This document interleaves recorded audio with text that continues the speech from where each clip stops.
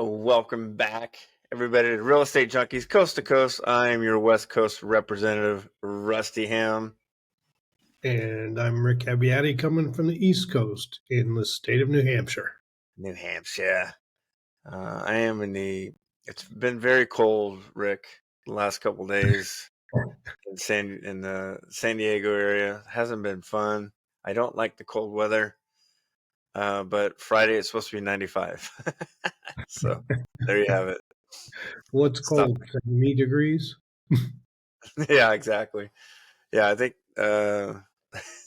my wife turns on the heat when it's below 70. I remember living in San Diego for a year and a half, and it was like 65 degrees, and people had ski jackets on. Yeah, it was brutal. Yeah, because my daughter had she played some softball games last week at San Diego State, and it was 80 degrees when we left, and then when we went over the hill past Escondido into San Diego, it was 64. It was brutal. Hated it. Hated it. All right, let's get started, Rick, with our warm up. Our warm up again is mindset, skill set, and systems. Today we're going to talk about it's going to be a mindset.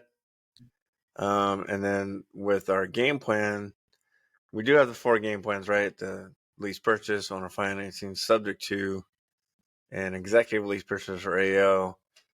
But what do we do once we get those houses under contract? Well, we got to find buyers. And we usually do the rent to own buyers. So we'll talk about the buyer side after we get a house under contract, a taken.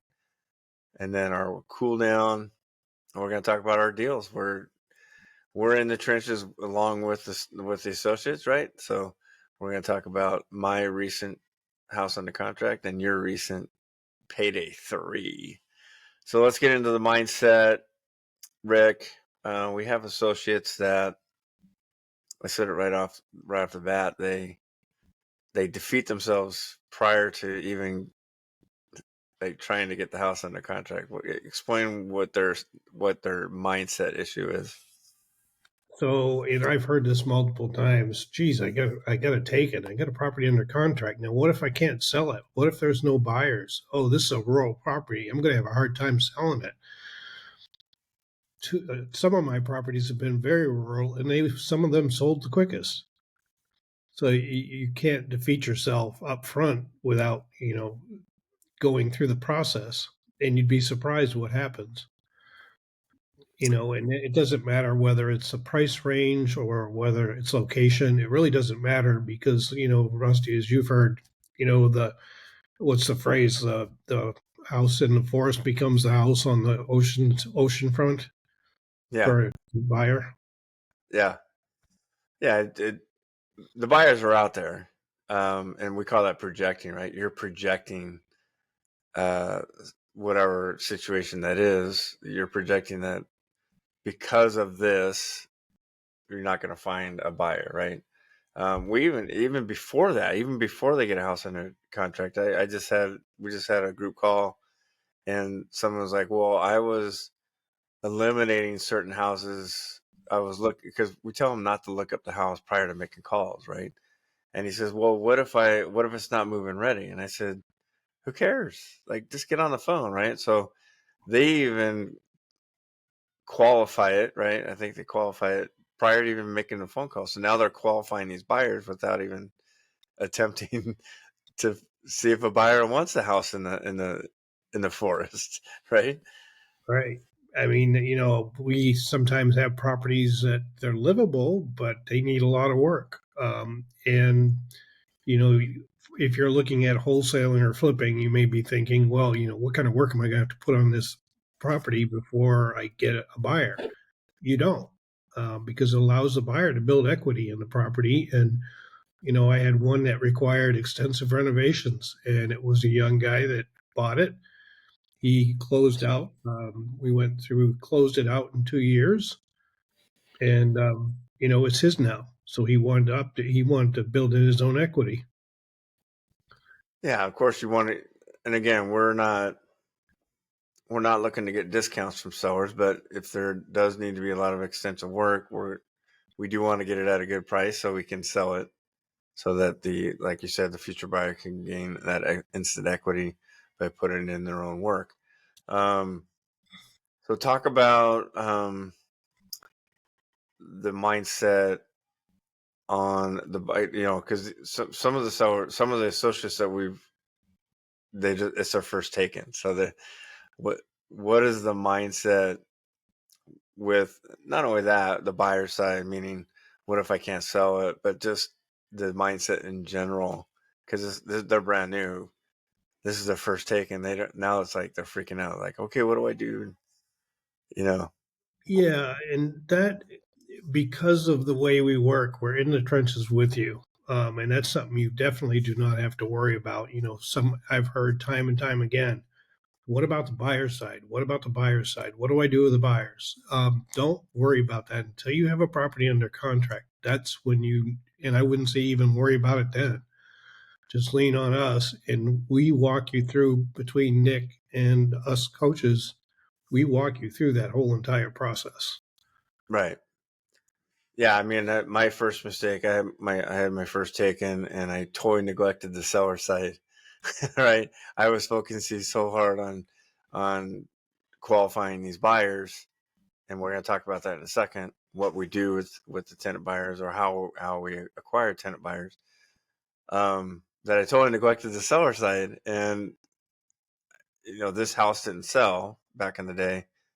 I gave the house back after it was a 90-day marketing period. I gave the house back, and then I came back to the seller side, and I didn't have any leads because I didn't fill that funnel. So our advice to you, if you are getting your first deal under contract, is yes, you want to do your money producing activities first, which is, speaking with speaking to potential buyers, but you also need to be calling as well, filling your funnel on the other side, right?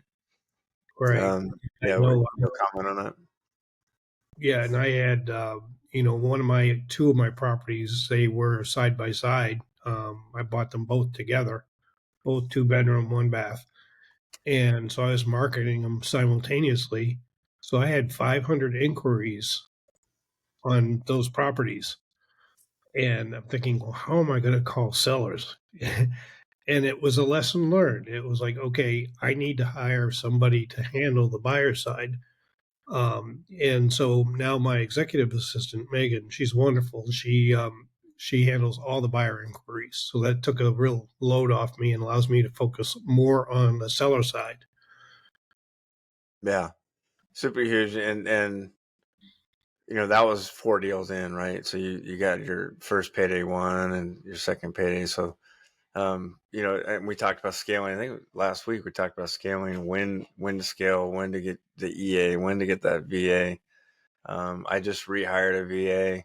She started to make dials for me. I asked her to do some admin for me for this new buyers, right? So now she's going to input these leads into my CRM now, and so that's going to be helpful because that took a lot of time. You get these emails of these leads, and I was copying and pasting their information into my CRM, and that was taking forever.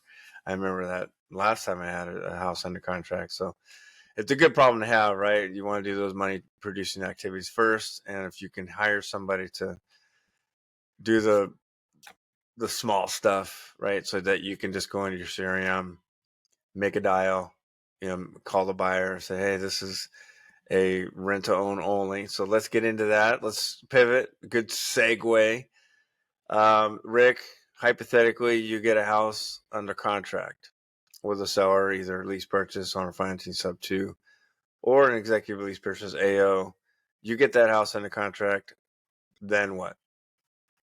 Then you're immediately going to give us the information, get it to your coach, all the property details, what the comps are, the price you want to take it to market for, the market rent, the rent comps, and then we'll come up with a pricing plan that you'll take it to market for. And at that point, you draft up your property description that you're going to post online, and we use Prosperity, which uses Appfolio, which distributes it throughout many, many different websites online.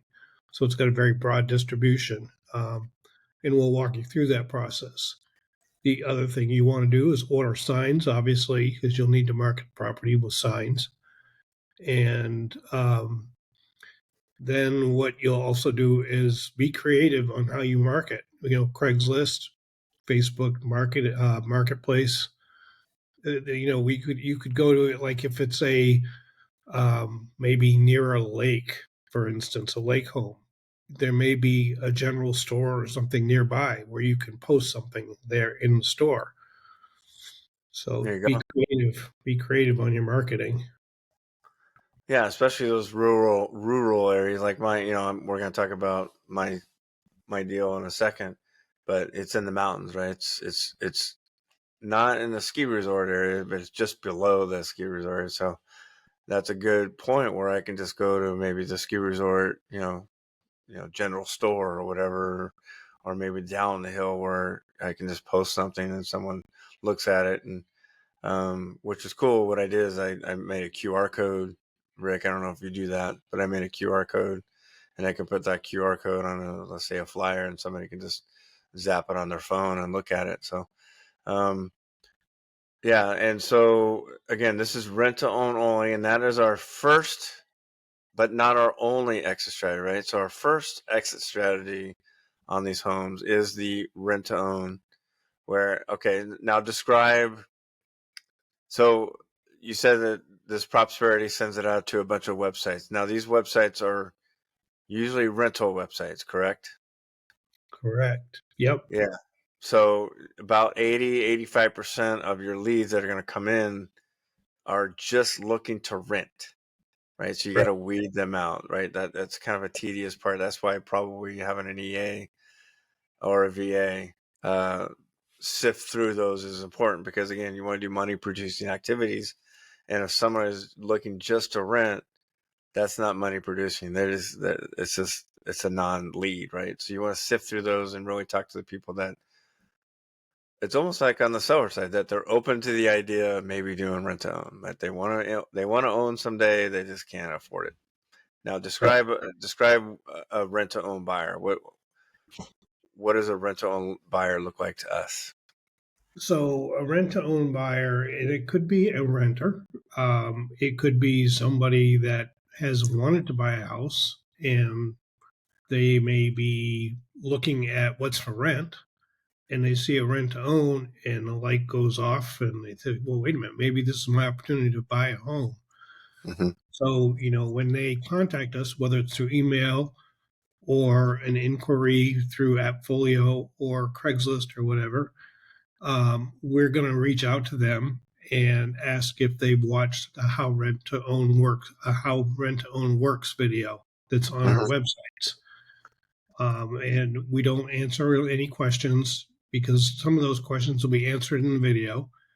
And they will go and they'll watch the video, and you just tell them, unfortunately, rent to own is not for everybody, not a good fit for everybody. But watch the video, and if it looks like it may be a fit for you, call me back, and we'll schedule a viewing. And a good rent to own buyer will do everything that you ask them to do. Yep.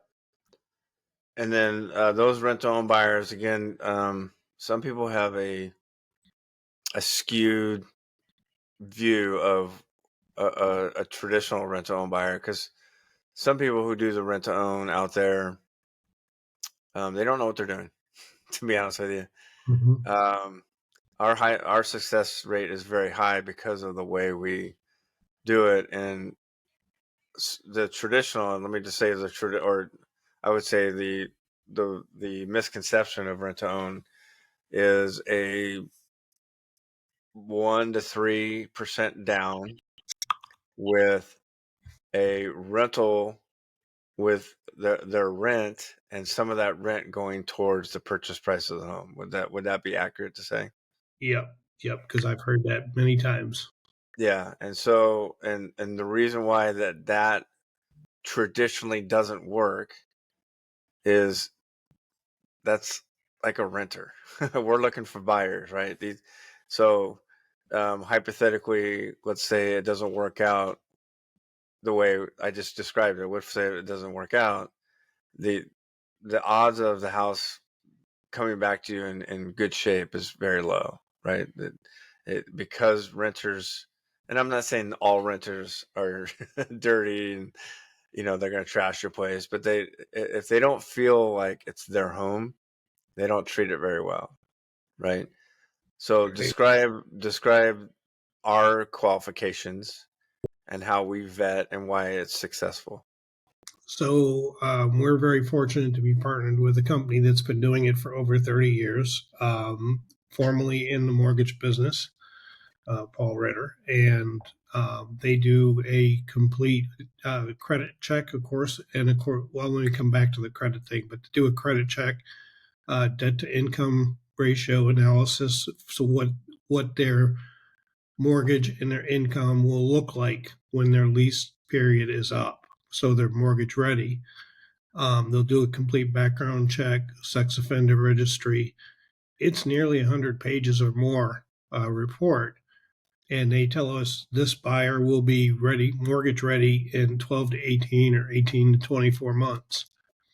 If that tenant buyer requires credit repair, and we've had many people come in with 5 to 600 credit scores, they put them through a credit repair program, which is designed to get them mortgage ready.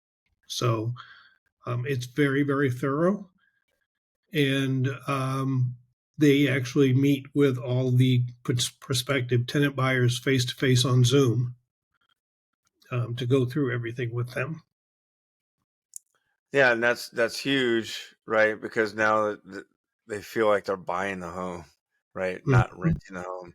And then the second part to that is we charge a non-refundable down payment, and this is why it's successful, from 3 to 10%.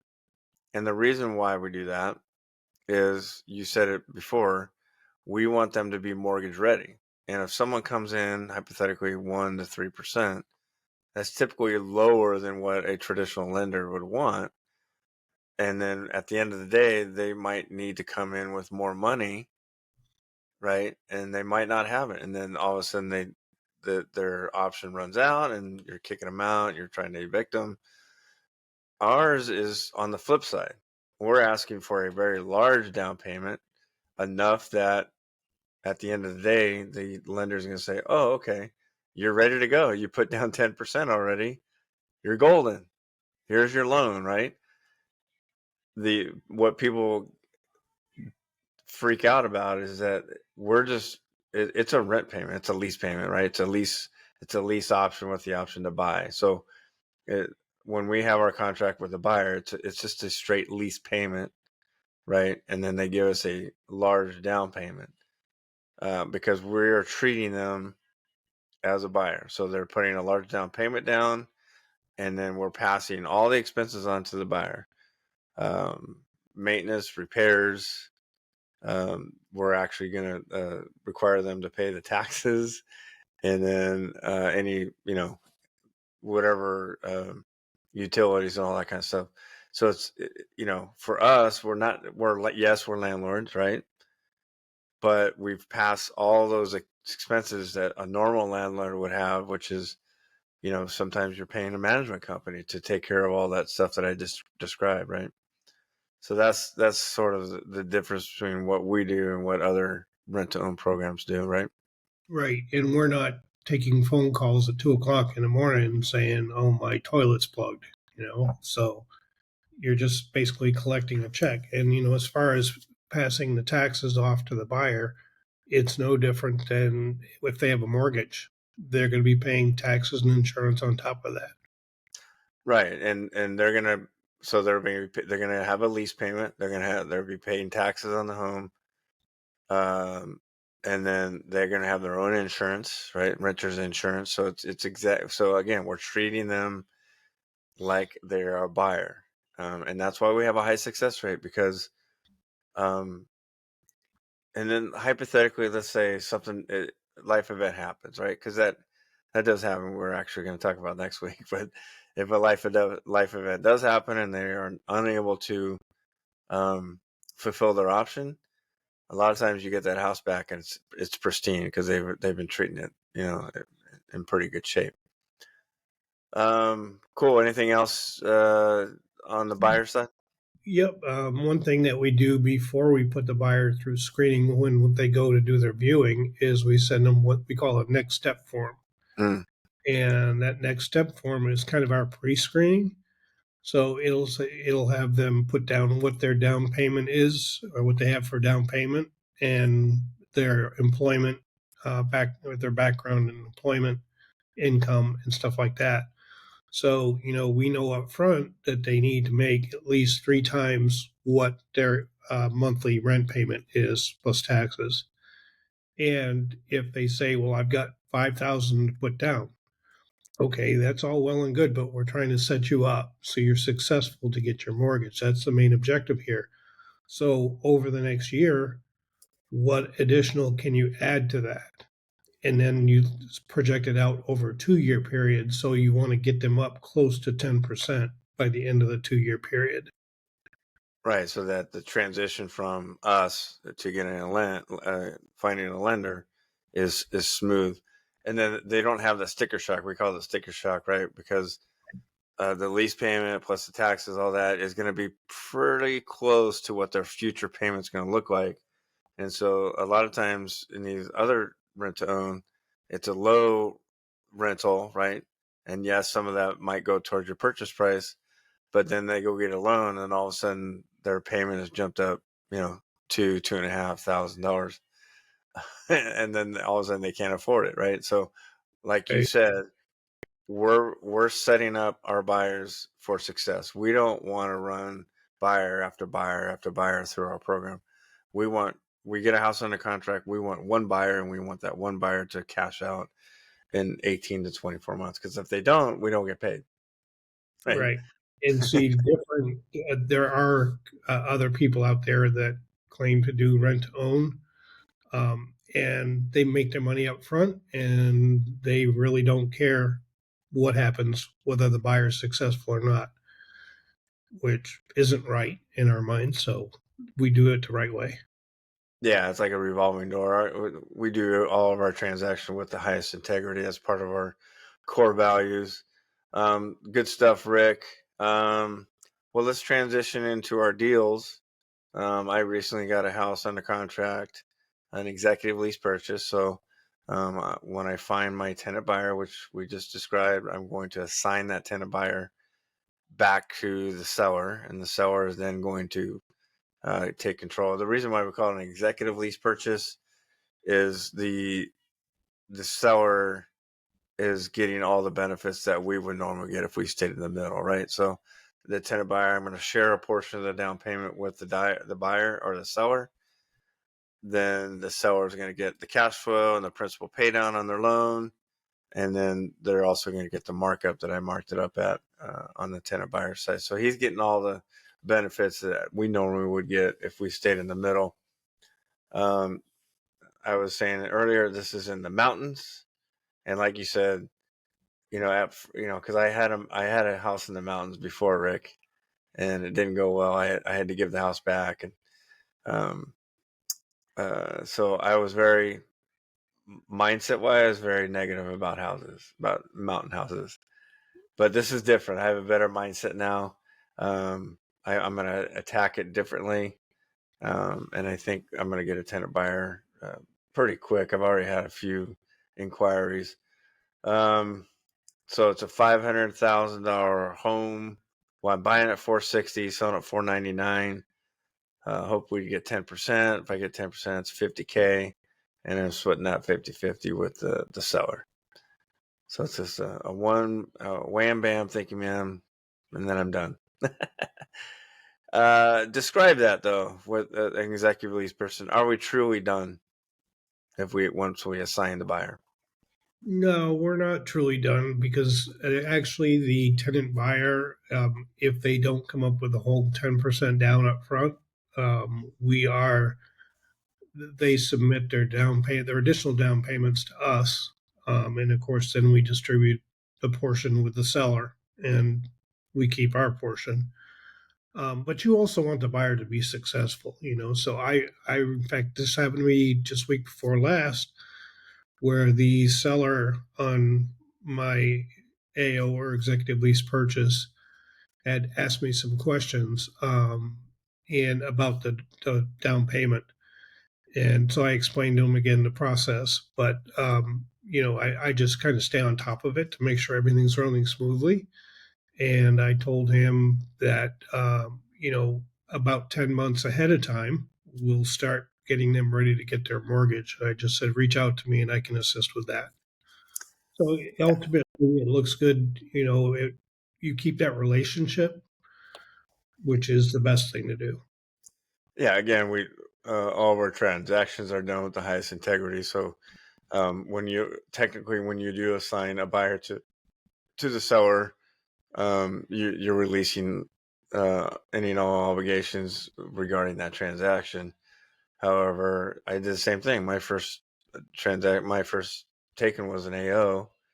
My second taken, actually, $1.1 million AO, Rick, and they didn't give me 10% right up front, right? That $1 million home, the lender's going to at minimum ask for 10%, if not more. So we did get them to 10% eventually. And so when those damn payments came in, I still had that relationship with the seller. I obviously had to, wire that money to him as well, and he really liked that. And then we communicated after he was like, "Hey, how's it going?" So we had a good relationship even after this, when the seller or when the buyer cashed him out. We still continue to have a conversation, because what if they have multiple properties and this one goes well, then they can reach out to you again and say, "Hey, let's do this again on my other property," right? Cool. That's my success story and our cool down. Let's pivot to you and we call it a Payday 3. We call it a sold, right? So there's two different solds in our community. One sold is getting a down payment from a tenant buyer. That's one sold, because you sold him. Well, he's did the lease option with the option to buy. The other sold is a Payday 3, which is when they get a loan and they cash you out, right? And then there's a HUD statement. So describe your Payday 3. So this was on an owner finance deal. It was a 48-month owner finance deal. And like often happens, the tenant buyer cashes it out and closes on it within 24 months. This actually closed out after 25 months, just with some delays in um, financing because it was through FHA, which requires some wickets to get through. So it was just logistics is all it was. But the tenant buyer closed on it. We closed with an attorney yesterday, and is 14,700 uh, payday 3, which is under what my projected payday 3 was because they closed out early. Right. So Yeah, and great point, because um, you said it was a 48-month term with the seller, and theoretically you could have strung the buyer along for the whole 48 months. But we do 48 months for a reason, is because we're conservative investors. Hypothetically, let's say your buyer, and we're going to get into that next week, but hypothetically, if your buyer didn't perform, you have now a 2-year window where you can do anything you want. You could have sold it traditionally. You could have, found another rent to own buyer, or you could have rented it traditionally or Airbnb it. So there's four different, exit strategies you could have done it, hypothetically, if your tenant buyer didn't perform, correct? right. So No, this one performed and you're getting paid. So like I said, the sooner the tenant buyer cashes you out, the quicker you get paid. The reason why we have longer terms is, like I just said, is in case something does happen, because all of our transactions aren't perfect.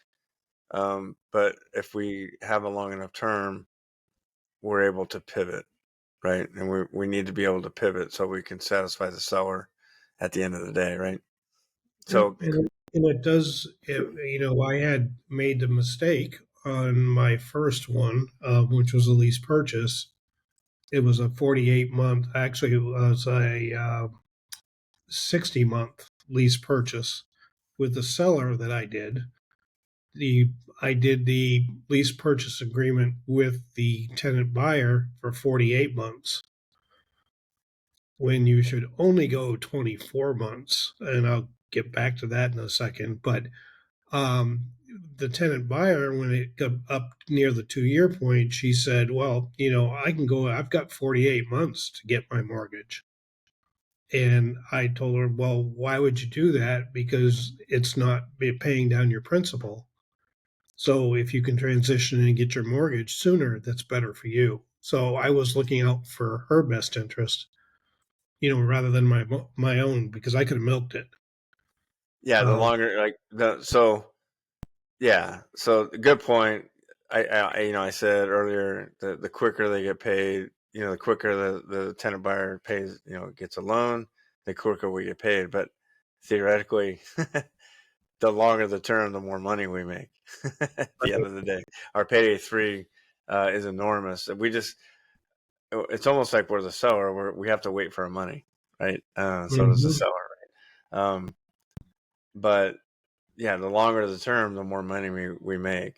And if you have multiple deals and you have multiple payday 3s coming in, right, then that's ideal because that's how you start building the business that you're building, which is now you have predictions, right? Okay, I know in 2026 I'm going to have 2 or 3 payday 3s. I know in 2027 I'm going to have another payday 3, and so you can start projecting what your your your revenue is going to be in the upcoming years, right? With these payday 3s.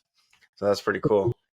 And the other reason, when I was getting back to the 24 months and not going 48 months on a lease purchase, is if you have a nightmare tenant buyer. Now, I've never had one, but if you were to have one, you're stuck with them for 48 months Yeah. unless they default. So Right.